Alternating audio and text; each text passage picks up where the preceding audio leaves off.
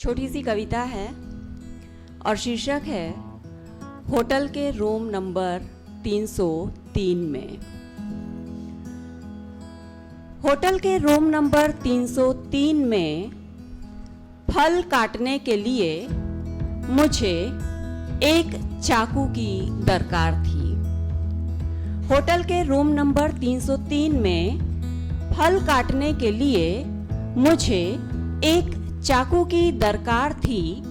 Room service पर दी गई तीन सूचनाओं के बाद भी जब 15 मिनट तक कोई चाकू लेकर नहीं आया तो मेरी बेचैनी और कुलबुलाहट बढ़ने लगी। इतने बड़े होटल के इतने बड़े किचन में ढेरों चाकू होंगे।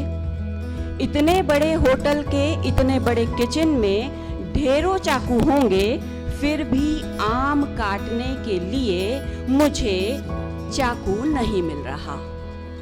यानी सारे चाकू व्यस्त हैं।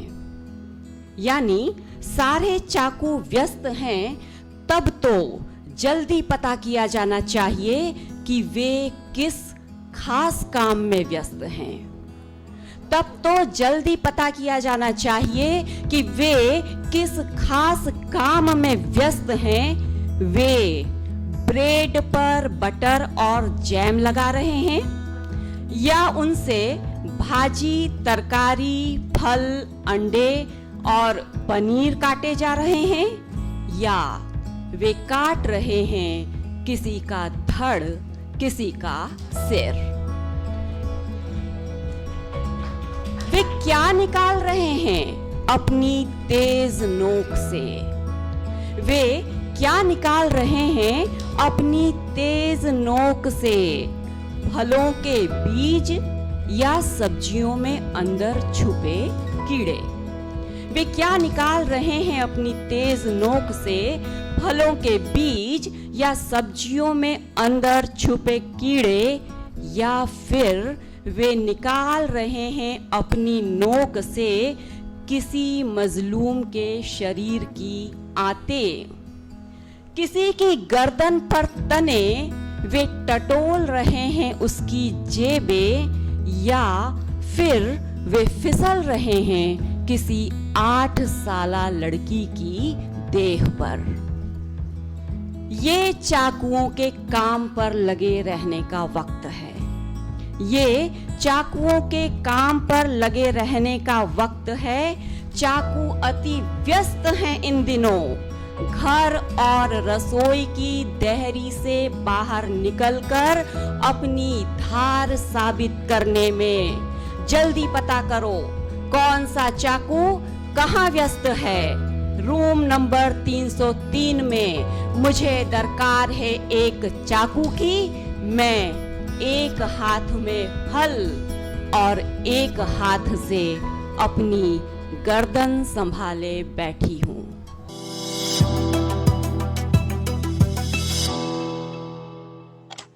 क्रेडेंट टीवी के इस डियर साहित्यकार कार्यक्रम में हमेशा की तरह आज हम एक प्रिय अपने युवा साहित्यकार को लेकर आपके सामने उपस्थित हैं।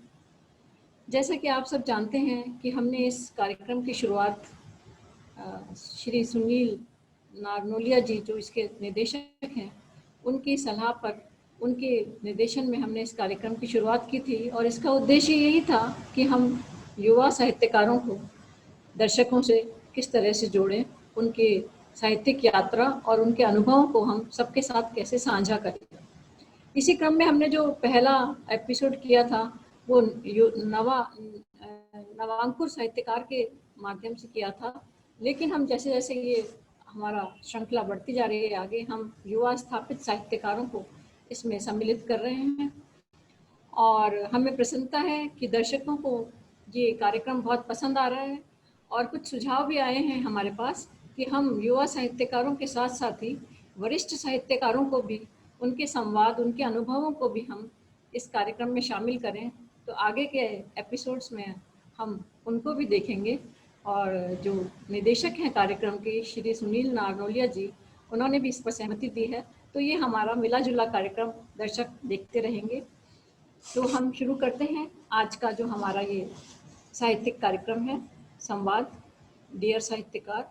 इसमें जो हम आज आपको रूबरू करवाने जा रहे हैं, उन साहित्यकार का परिचय देने से पहले मैं कहना चाहूँगी कि हम काव्य कुछ इस तरह रचें, हम काव्य कुछ इस तरह रचें, कुछ छंद रचें, कुछ बंध रचें, कुछ गीत रचें, कुछ प्रीत रचें, नारी के अंतर मन में चुभते प्रश्नों की टीस रचें, खेती हर मजदूर कृषक और जनजातियों की पीर रचें, जात पात में दबी कुचली युवा पीढ़ी का आक्रोश रचें, प्रकृति से संवाद करें, कुछ धूप छांव के गीत रचें।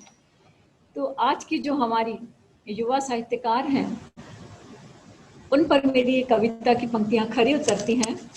तो हम आज आपका परिचय करवाने जा रहे हैं हमारी युवा साहित्यकार डॉक्टर मालिनी गौतम जी से। नमस्कार मालिनी जी। नमस्कार नीलिमा जी।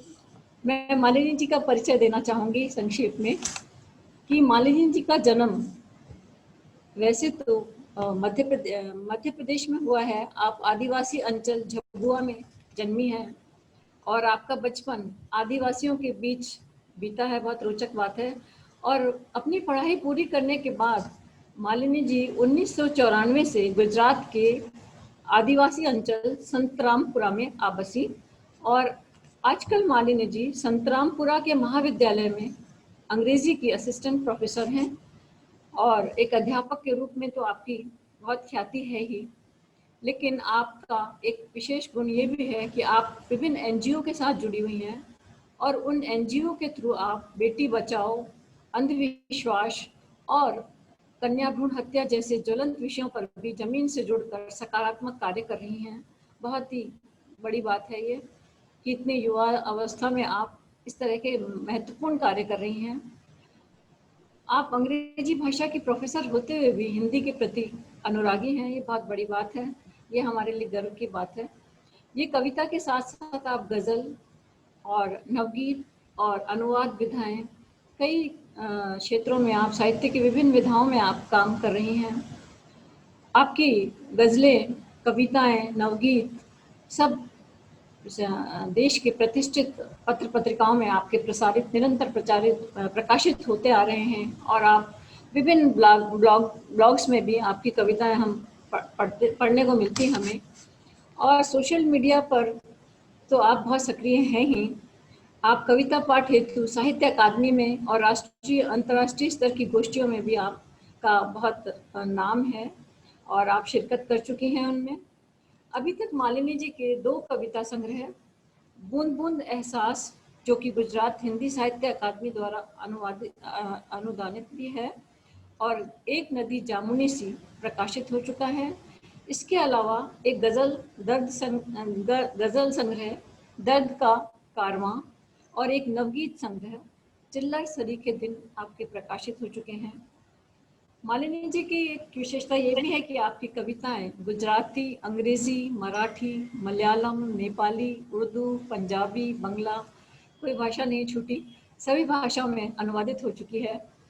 मालिनी जी को 2 बार गुजरात साहित्य अकादमी से 2016 और 17 का पुरस्कार मिल चुका है, बहुत बड़े गर्व की बात है ये। और आपको सबसे प्रतिष्ठित परंपरा ऋतुराज सम्मान भी 2015 में मिल चुका है। वागीश्वरी पुरस्कार मध्य प्रदेश का हिंदी साहित्य सम्मेलन भोपाल में आपको 2017 में मिला है। जन कवि मुकुट बिहारी सरोज स्मृति सम्मान ग्वालियर में भी आपको उनसे नवाजा जा चुका है।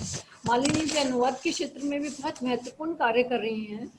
हाल ही में आपने गुजराती दलित कविताओं के हिंदी अनुवाद का एक महत्वपूर्ण कार्य पूरा किया है और इन दिनों मालिनी जी लघु कथा भी लिख रही हैं और मालिनी जी कहानियाँ भी बहुत महत्वपूर्ण लिख रही हैं। अभी पिछले साल ही आपकी कहानी साहित्य समर्था में श्रेष्ठ कहानियों में मुमताज़ नाम से चुनी गई है।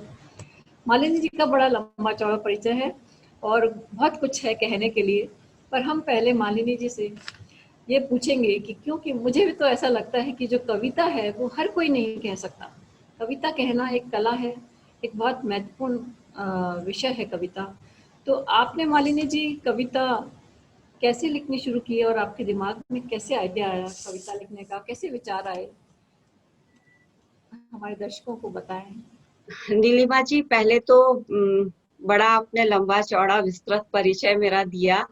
और ऐसा कुछ भी नहीं है। मैं अपने आप को एक अध्यापक और उससे उसके बाद एक कवि, बस इसे इतर किसी भी रूप में देखना। दोनों ही बहुत महत्वपूर्ण है मालिनी जी। जी, बस ये दो दो ही चीजें हैं और यही बनी रहे जीवन में, ये मेरे लिए बहुत महत्वपूर्ण है। अ, कविता हर कोई नहीं लिख पाता, आपकी बात सही है, क्योंकि कविता ने मेरे साथ भी बहुत लंबी आंख मिचौली खेली है। पढ़ने के संस्कार हमें अपने परिवार से विरासत में मिले हैं, क्योंकि मेरे पिताजी हिंदी के प्रोफेसर थे और वो एक वरिष्ठ साहित्यकार भी हैं।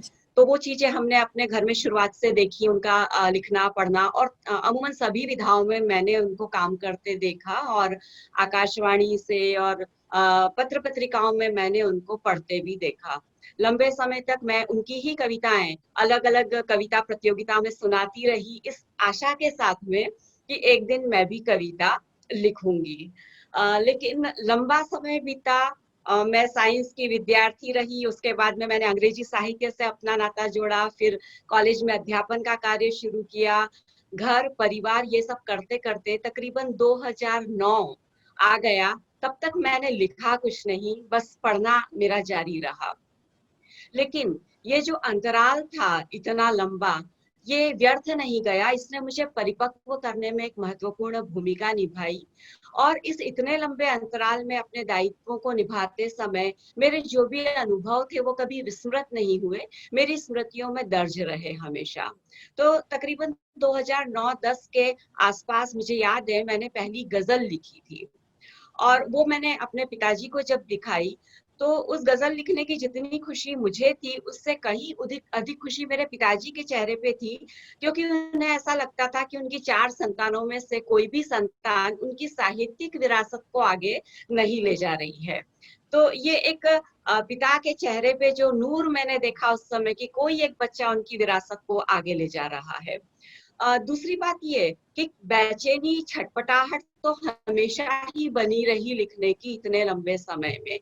ये एक अलग बात थी कि वो जो बीज सुषुप्त अवस्था में था, उसको जब अनुकूल वातावरण मिला, परिवेश मिला, और जब एक स्थिति ऐसी आ गई कि वो सहन करने की हद के बाहर जब चीजें चली जाती हैं, तो फिर वो कविता बनकर पहली बार फूटी।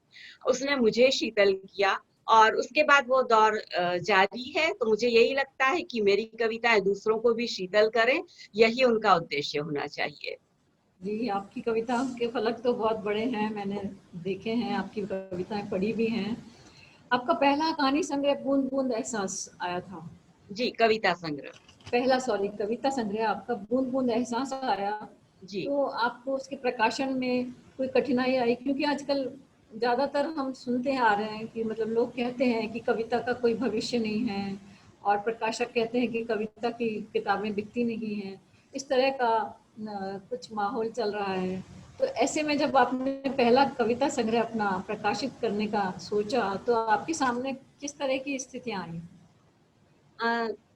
दरअसल लिखने के बाद में जब मुझे ये लगा कि मैं काफी पत्र पत्रिकाओं में छप चुकी हूँ, और जब सबका ये कहना हुआ कि इन कविताओं को एक संग्रह के रूप में अब ले आना चाहिए, और मैं उस समय गुजरात में काम कर रही थी, तो मैंने यहाँ पर गुजरात साहित्य अकादमी आपकी पहली पुस्तक के लिए एक अनुदान देती है। अगर आप वहाँ पर अनुदान के लिए अपनी पांडुलिपि भेजते हैं, तो वो उसकी एक पूरी प्रोसेस होती है, और अगर वो उस योग्य होती है तो अकादमी की ओर से उसको स्वीकृति मिलती है।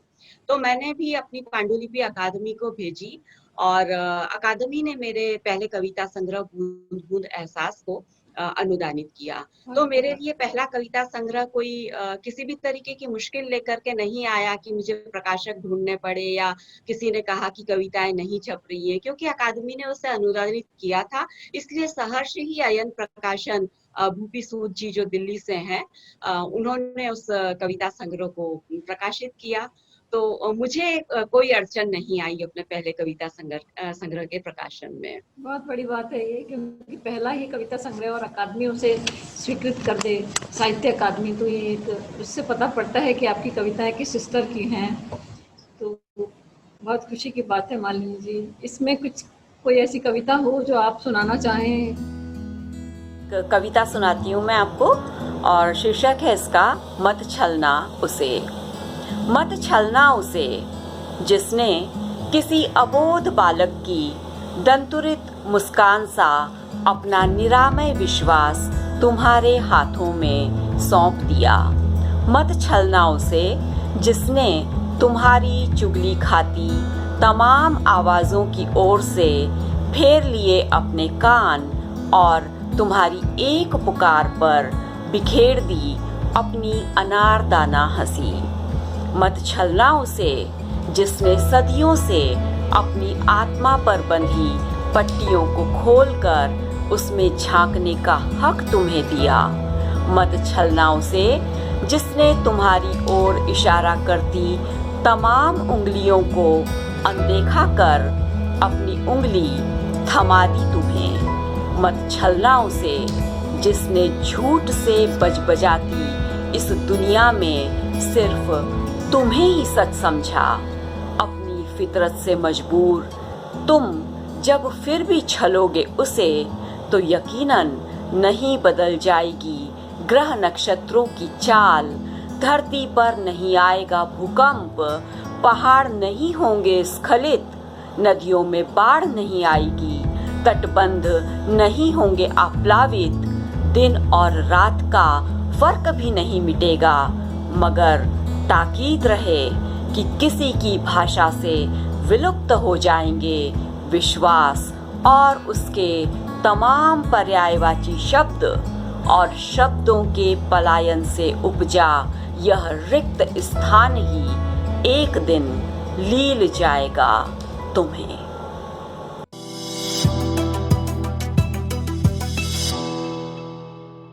मैं बताना चाहूंगी कि इस संग्रह में किस तरीके की कविताएं हैं।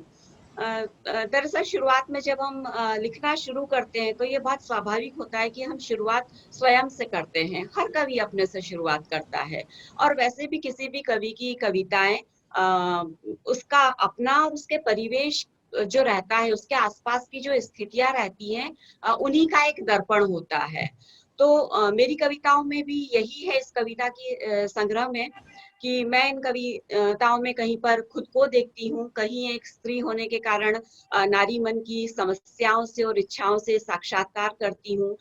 मेरे चारों तरफ फैली हुई जितनी विसंगतताएं हैं, विद्रूपताएं हैं, विषमताएं हैं, वो भी मेरी कविता का हिस्सा बनती हैं। क्योंकि मुझे ये लगता है कि कविता को व्यष्टि से समष्टि की यात्रा तय करनी चाहिए। कविता वो होनी चाहिए जिससे हर व्यक्ति अपने आप को जुड़ा हुआ महसूस कर सके, और हमारे समय का जो भी सच है वो हमारी कविताओं के अंदर झलकना चाहिए।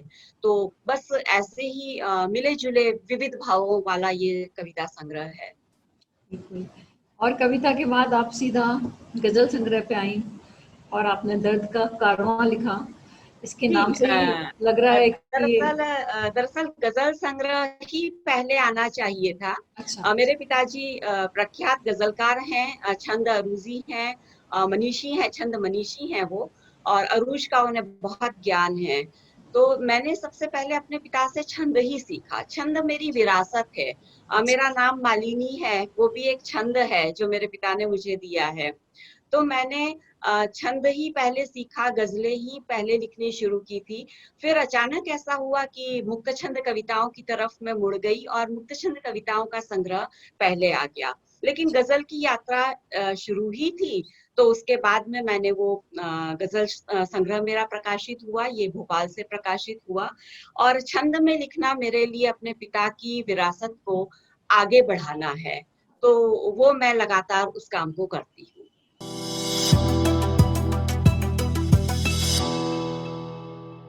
और आपसे जो मेरी मुलाकात हुई वो एक नदी जामुनी सी को लेकर ही हुई, जब आप जयपुर आई थी। और मुझे याद है कि साहित्य समर्था की तरफ से जो अखिल भारतीय कविता प्रतियोगिता थी, उसमें आपकी कविता को श्रेष्ठ कविता के रूप में पुरस्कृत किया गया था और तब हमारा आपसे मिलना हुआ। जी, जी। और उन्हीं दिनों आपकी एक नदी जामुनी सी आई थी। बड़ा खूबसूरत नाम है आपने जो रखा है, आपकी सब संग्रह का नाम बहुत सुंदर है।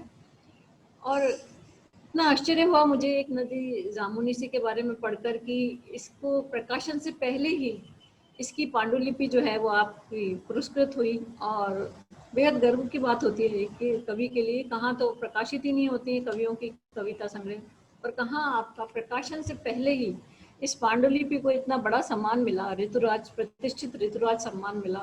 तो ये एक बहुत गर्व की बात है। तो हमारे दर्शकों को बताइए कि कैसे हुआ ये सब, कैसे किस तरह से आपका पांडुलिपि मतलब कैसे पुरस्कृत हो गई, बिना प्रकाशित हुई? दरअसल पहले जो कविता संग्रह निकले, दर्द का कारवा और बूंद बूंद एहसास, उस समय तक मैं सोशल मीडिया पर सक्रिय नहीं हुई थी और मैं अपना वही घर में लिखना पढ़ना और पत्र पत्रिकाओं के माध्यम से ही जुड़ी हुई थी इन सारी चीजों से। एक नदी जामुनी सी की पांडुलिपि मैंने तैयार कर ली थी और मैं सोशल मीडिया पर भी तब आ गई थी, थोड़ा थोड़ा देखती रहती थी, सब समझने की कोशिश कर रही थी इस प्लेटफॉर्म को। और उसी समय मुझे एक विज्ञप्ति नजर में आई कि दिल्ली की एक परंपरा साहित्यिक संस्था है और वो एक बहुत बड़ा पुरस्कार ऋतुराज सम्मान देते हैं। तो ये वो पहली बार था कि जब उन्होंने पांडुलिपियां भी आमंत्रित की थी। तब तक ये था कि वो हमेशा 2015 की बात है ये। तो तब तक ऐसा था कि वो प्रकाशित संग्रहों को ही आमंत्रित करते थे और उसी में से किसी संग्रह को चुनते थे। जब मुझे पता चला कि पांडुलिपियां आमंत्रित हैं, तो मैंने सोचा कि मेरे पास एक पांडुलिपि तैयार है, एक नदी जामुनी सी की, तो क्यों ना इसे भेजा जाए। लेकिन बहुत बड़ा पुरस्कार था, बहुत बड़ी इनामी राशि थी इसकी। तो एक डर था कि मेरी पांडुलिपि को कौन यहाँ सेलेक्ट करने वाला है। मेरा बड़ा बेटा है, उसने मुझे कहा कि आप भेजिए ना मम्मी, खोने के लिए कुछ है नहीं आपके पास में, पांडुलिपि है, भेज दीजिए, स्वीकृत होगी हो जाएगी, नहीं होगी तो क्या फर्क पड़ना है। और बस ऐसे मैंने उस पांडुलिपि को भेज दिया वहां पर। और ये मेरे लिए बहुत सुखद अनुभूति थी जब मेरे पास वहां से ये फोन आया कि कविता संग्रह आपका जो है उसकी पांडुलिपि को हम सम्मानित करना चाह रहे हैं। और उसके बाद में एक बहुत ही बड़े और भव्य आयोजन के अंदर वो पांडुलिपि के लिए मुझे पुरस्कार दिया गया। तो इस मायने में एक नदी जामुनी सी मेरे लिए बहुत ही महत्वपूर्ण संग्रह है कि इसने मुझे छपने के पहले ही प्रतिष्ठा प्राप्त करवाई। छपने के पहले ही इस संग्रह के नाम से इस संग्रह के कारण मेरा नाम लोग जानने लगे थे। उसके बाद में इसका प्रकाशन हुआ, बुद्धि प्रकाशन ने इसे प्रकाशित किया और ये बहुत पसंद की गई सोशल मीडिया पर। ये bookdhara.com पर डाली गई, वहां 1 महीने के अंदर ये बेस्ट सेलर में आ गई ये किताब। दूसरी बात ये कि मुझे नहीं पता कि इसे कितने वरिष्ठ कवियों ने पढ़ा या कितने आलोचकों ने पढ़ा, लेकिन इसे एक बहुत बड़े पाठक वर्ग ने पढ़ा, जो विशुद्ध पाठक हैं, क्योंकि इसकी खरीदी खूब हुई, इसकी बिक्री खूब हुई और मेरे पास अनगिनत फोन, मैसेज आते रहे। और एक और जो उपलब्धि मेरी जुड़ी है इसी संग्रह से कि बाद में इसी संग्रह के लिए मुझे गुजरात साहित्य अकादमी ने 2016 की श्रेष्ठ पुस्तक का भी पुरस्कार दिया। एक नदी जामुनी सी प्रथम पुरस्कार हिंदी साहित्य अकादमी वर्ष 2016 का प्रथम पुरस्कार 11,000 रुपया पुरस्कार राशि डॉक्टर मालिनी गौतम ग्रहण कर रहे हैं।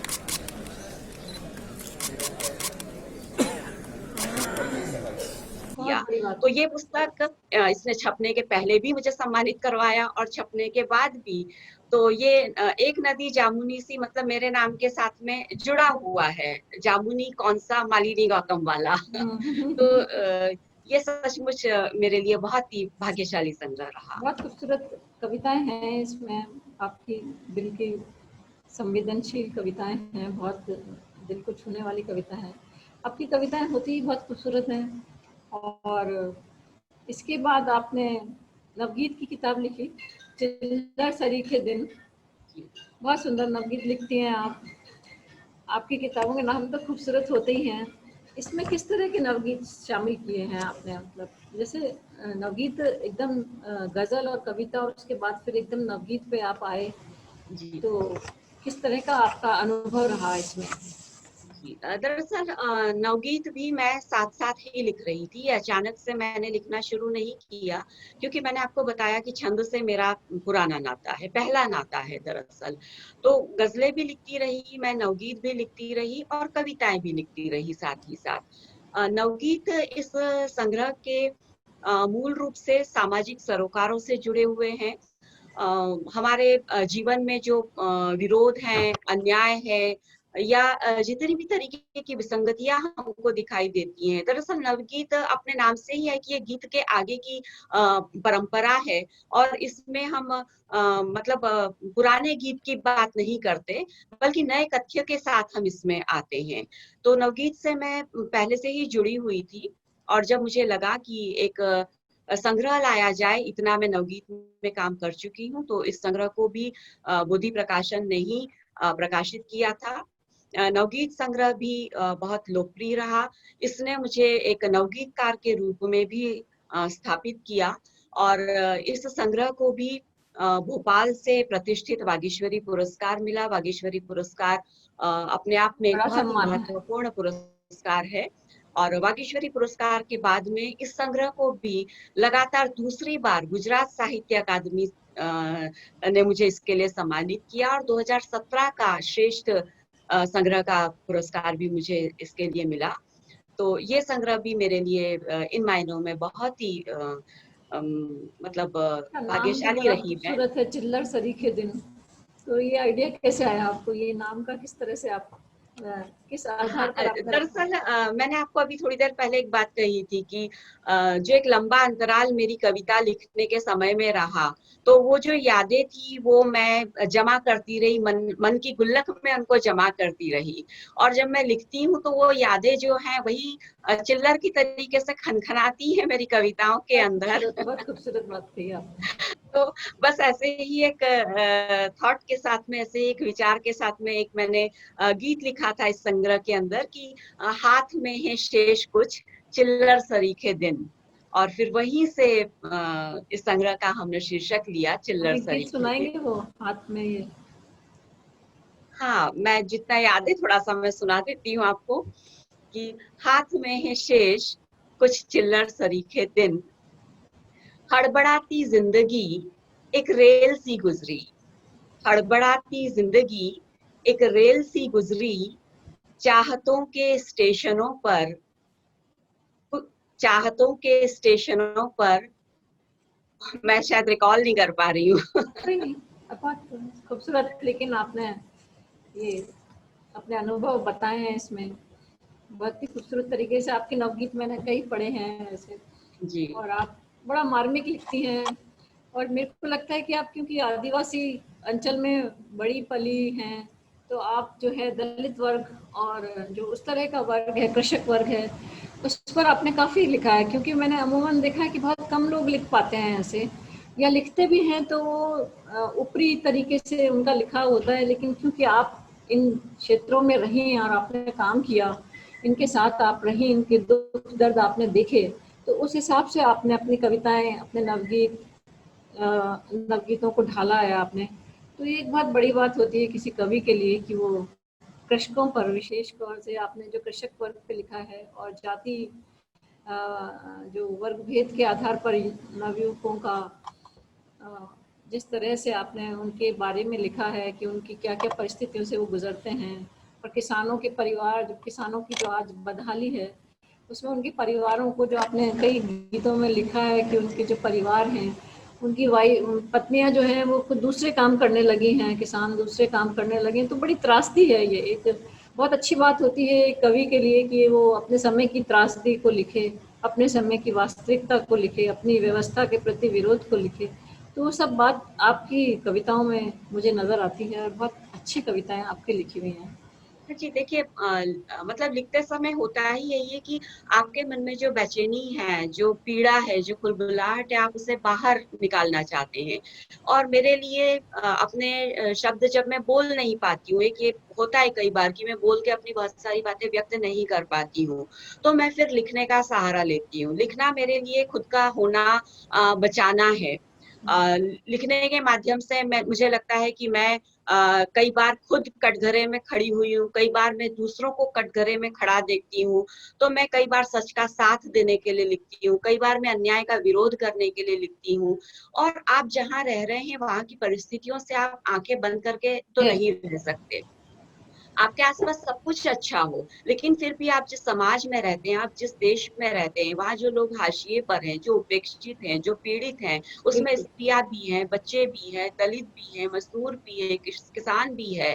तो अगर वो आपकी कविता का विषय नहीं बनते हैं, आप अगर उनके हक में आवाज नहीं उठा सकते हैं, तो मुझे लगता है कि फिर ये कविता के साथ ईमानदारी नहीं है।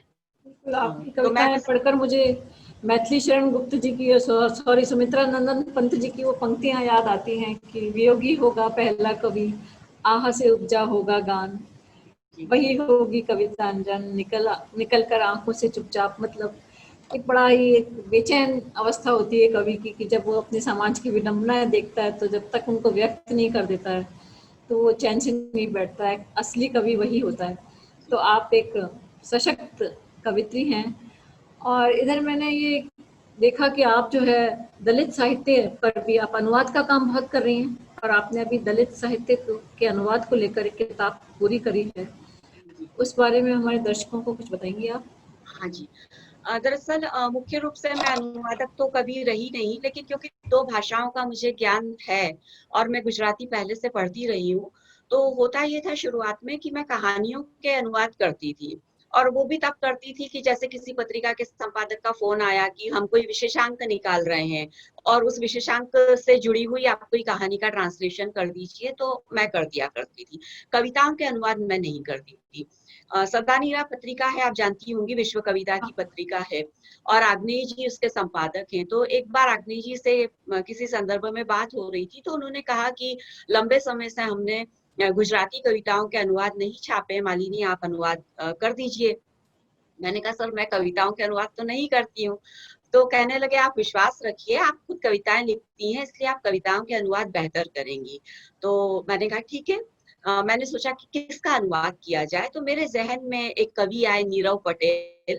नीरव पटेल कुछ समय पहले हमारे महाविद्यालय में आए थे एक आयोजन में, और उस समय उनकी कविताओं ने मुझे बहुत प्रभावित किया था।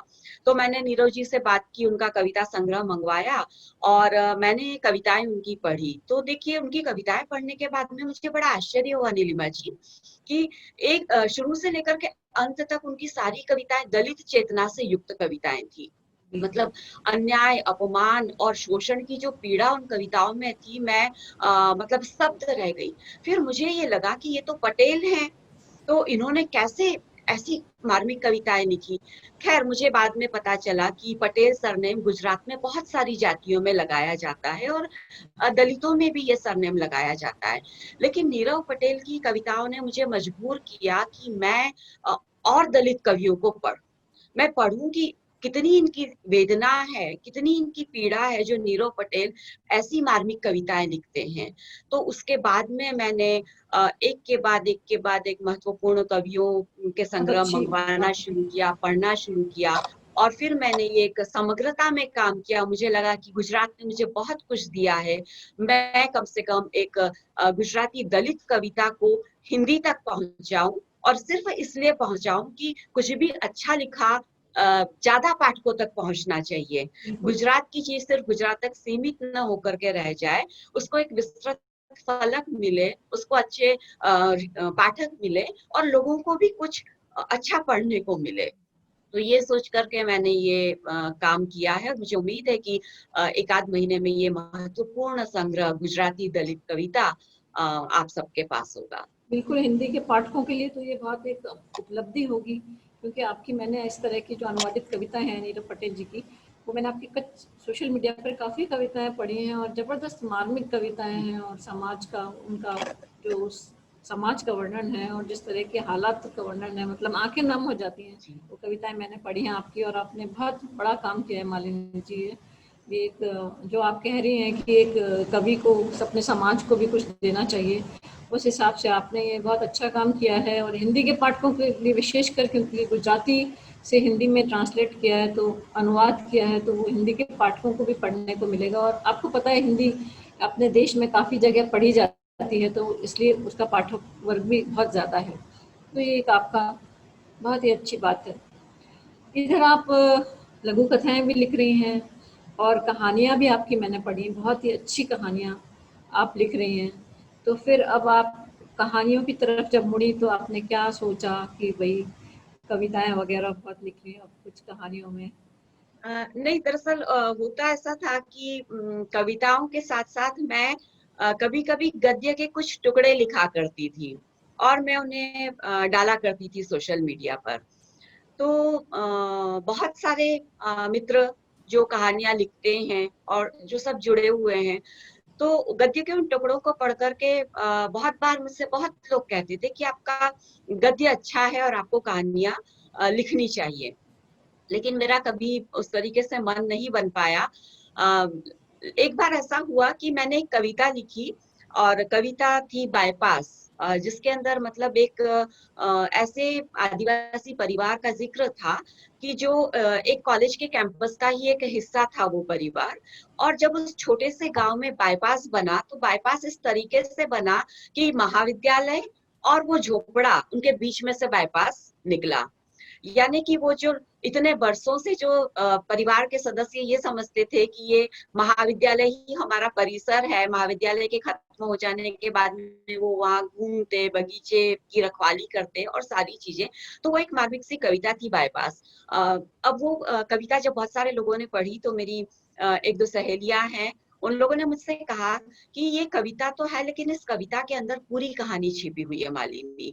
और अंजू शर्मा है मेरी एक सहेली, उन्होंने मुझसे कहा। तो उन्होंने मुझसे कहा कि मालिनी देखो सोच लो, या तो तुम इस पे कहानी लिख दो और अगर तुम नहीं लिखोगी तो मैं इस प्लॉट पे कहानी लिख दूंगी, मैंने उसके बाद पढ़ा तुम था ये मत बोलना मैंने कि तो आपने पढ़ी मेरा थी प्लॉट ले लिया। तो फिर मुझे लगा कि नहीं, अब मुझे कुछ करना चाहिए।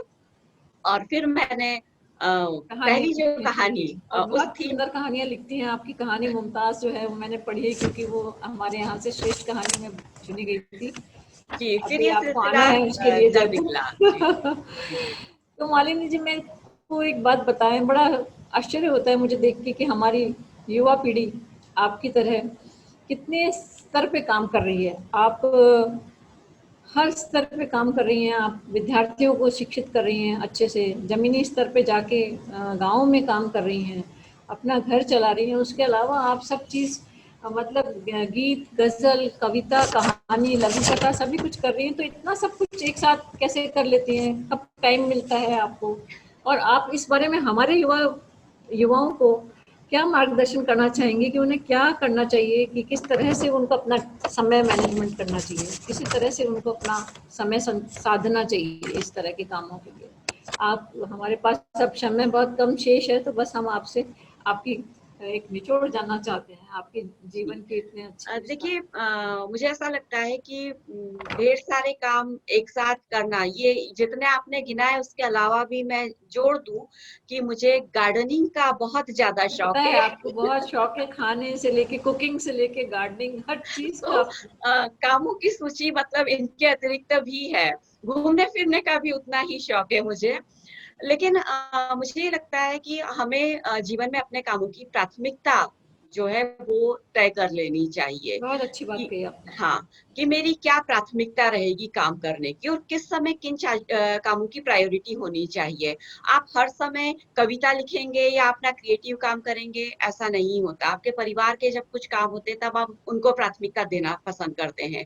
कभी आप मूड नहीं होता तो आप क्रिएटिव काम नहीं कर पाते हैं। तो मैं मतलब अपनी प्राथमिकताएँ इस तरीके से करती हूँ कि देखिए, महाविद्यालय वो मेरा पहला पैशन है, पढ़ाना वो मेरा पहला पैशन है, उसके साथ कोई कॉम्प्रोमाइज़ संभव नहीं है, तो वो तो मुझे करना ही है। जब कभी मुझे ऐसा लगता है कि लेखन इस समय मैं नहीं कर पा रही हूँ, तो मैं वो समय गार्डनिंग के लिए निकाल लेती हूँ। दूसरी चीज़ है कि समय तो वही है, 24 घंटे ही है, सबके पास वही है लेकिन समय। हमारी जो लगन है किसी काम को करने के लिए, हमारा जो पैशन है वो हमको समय चुराना सिखा लेता है। बिल्कुल सही। जी, सबसे बड़ा जो काम है वो यही है कि समय किस तरीके से चुराया जाए या पैरेलल कुछ कामों को किस तरीके से किया जाए। बहुत तो अच्छी युवा बात। पीढ़ी को यही संदेश देना चाहूंगी कि एक काम के लिए दूसरे काम को छोड़ा नहीं जा सकता। इसी समय के अंदर टाइम इस तरीके से मैनेज किया जाए कि हम थोड़ा थोड़ा ही सही हर स्तर पर काम करें। मैं किसी बहुत भी अच्छी जगह अपने आप को द बेस्ट साबित करने के लिए नहीं रहती हूँ बहुत अच्छी कि मैं बात कही परिवार आपने। में द बेस्ट हूँ तो मैं क्रिएटिव काम बंद कर दूंगी, या मैं लिखने में द बेस्ट हूँ तो मैं परिवार को ध्यान नहीं दूंगी। ये मेरे मन की संतोष के लिए मैं सारे काम करती हूँ और इसलिए मैं हर जगह थोड़ा थोड़ा करती रहती हूँ। बहुत अच्छी बात कही मालिनी जी आपने, बहुत ही अच्छी अच्छी बातें बताई आपने। आपके साथ समय बिताकर हमें बहुत अच्छा लगा, और युवा पीढ़ी, हमारे जो युवा देख रहे हैं ये कार्यक्रम, उनको भी बहुत अच्छा लगा होगा कि कैसे एक मल्टीटास्क करा जा सकता है, कैसे विविध आयामों में अपने आप को बांट कर भी किस तरह से अच्छा काम किया जा सकता है। और मालिनी जी आप यहाँ आई प्रेजेंट टीवी के इस डियर साहित्यकार कार्यक्रम में, और आपने इतनी अच्छी बातें बताई। आपको, आपके भविष्य के लिए आपको हार्दिक शुभकामनाएं। आप इसी तरह उन्नति करती रहें और इसी तरह साहित्य में अपना योगदान, हर चीज़ में अपना योगदान देती रहें। आपका बहुत बहुत आपको बहुत आभार। धन्यवाद नीलिमा जी। बहुत बहुत शुक्रिया। आपके माध्यम से मैं क्रेडेंट टीवी से जुड़ सकी और आपने मुझे यहाँ बुलाया। आपका धन्यवाद अदा करती हूँ, क्रेडेंट टीवी का धन्यवाद अदा करती हूँ और इस चैनल के अच्छे भविष्य के लिए अपनी शुभकामनाएं आपको बहुत अच्छी प्रेषित बात करती कही हूँ। आपने मालिनी जी। और हम जो चैनल के हमारे निदेशक हैं श्री सुनील नारनोलिया जी, उनका हार्दिक आभार प्रकट करते हैं कि वो जी बिल्कुल। इस तरह से नए साहित्यकारों और दूसरे साहित्य स्थापित साहित्यकारों को सामने लाने के लिए एक जुनून से, एक लगन से इतना अच्छा काम कर रहे हैं। तो एक बहुत अच्छी बात है, और आगे भी हम इसी तरह से और अच्छे साहित्यकारों से आप सबको रूबरू कराते रहेंगे।